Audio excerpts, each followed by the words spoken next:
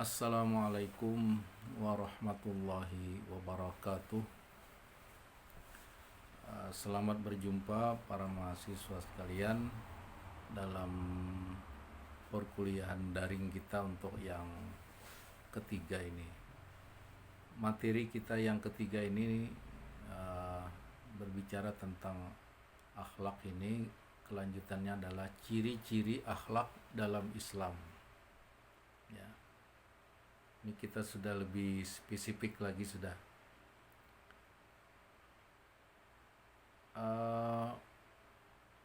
Para ulama membuat semacam kesepakatan ya. Ada 5 ciri akhlak dalam Islam itu. Yang pertama disebut dengan akhlak Rabbani. Jadi akhlak Islam itu disebut dengan akhlak Rabbani. Maksudnya adalah bahwa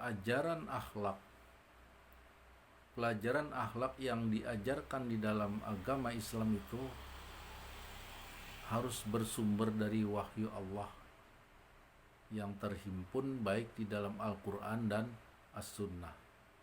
Jadi bukan berdasarkan pemikiran akal manusia. Tuh. Jadi karena bersumber dari wahyu Allah itu tadi, maka akhlak Islam itu disebut dengan akhlak Rabbani. Ini yang pertama. Nah, kemudian kita lihat di dalam Al-Quran itu hampir, kalau tidak salah ada 1500 ayat Al-Quran itu berisi ajaran akhlak yang bersifat teoritis maupun yang praktis ya. Jadi akhlak itu tadi ada akhlak terhadap Allah, ada akhlak terhadap Nabi, ada akhlak terhadap sesama manusia, termasuk di dalamnya akhlak dengan orang tua, guru dan sebagainya. Kemudian akhlak terhadap lingkungan, binatang dan sebagainya. Nah itu.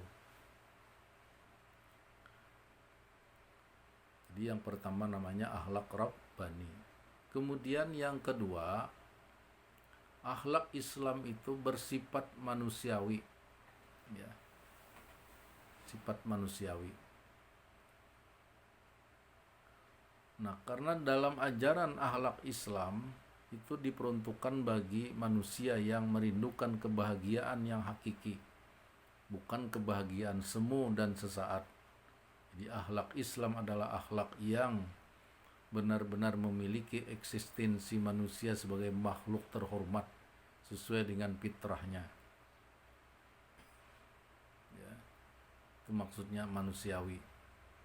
Karena memang banyak sekali manusia ini yang tentu saja berhajat agar orang lain yang berada di sekitarnya adalah orang yang baik-baik.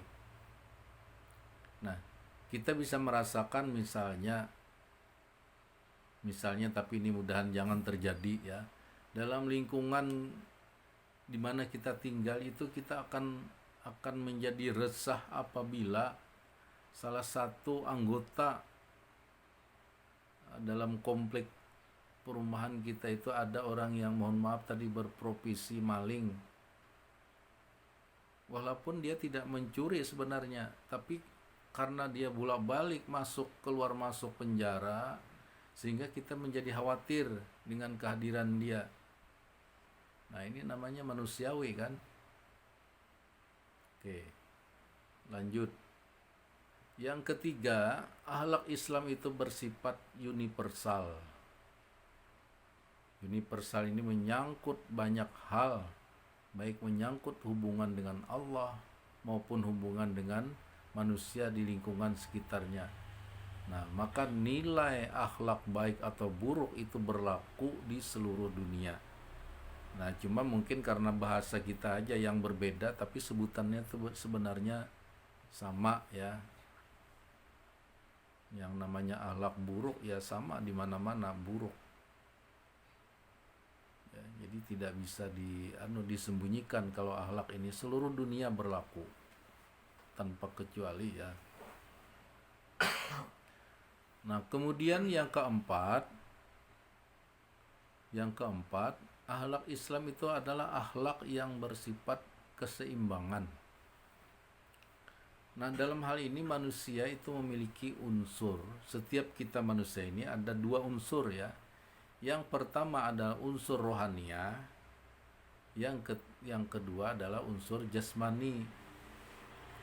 Nah, kedua unsur ini baik jasmani dan rohani itu memerlukan pelayanan secara imbang.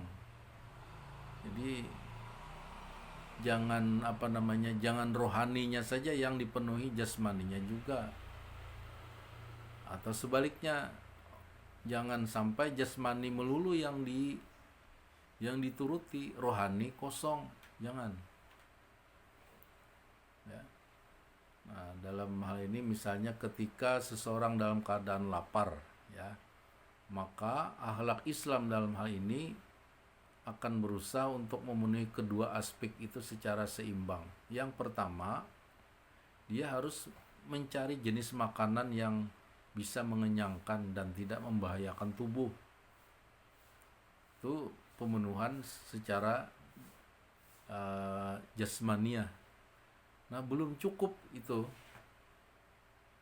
Kebutuhan rohaninya pun harus diperhatikan. Apa kebutuhan rohaninya ketika orang mencari makanan yang halal itu tadi ya, ini ternyata cara mendapatkan makanan ini harus dengan cara yang halal. Jangan sampai mencuri punya orang.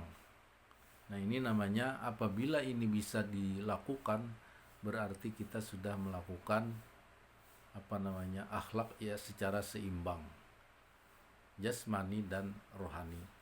Nah, makanan rohania ini biasanya banyak bersifat ibadah, zikir, doa.